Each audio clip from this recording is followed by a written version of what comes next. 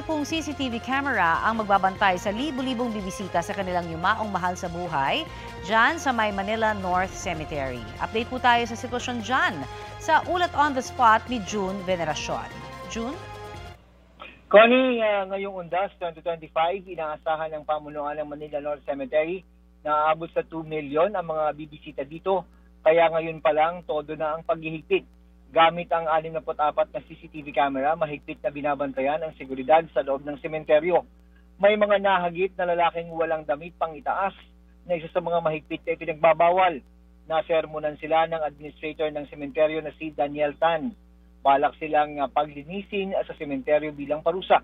Depensa naman ng mga nasita, hindi nila alam na may ganito palang patakaran. Nakalatag na rin sa entrance sa sementeryo ang mga tutulong sa paghahanap ng puntod ng mga yumao. Sa pamamagitan ng website na manilanorthcemetery.com, pwede nang makita online ang libingan. Kaya para sa mga may hinahanap na puntod, mas mainam na mag-search muna online bago pumunta dito. Bukas itong sementeryo mula 5 a.m.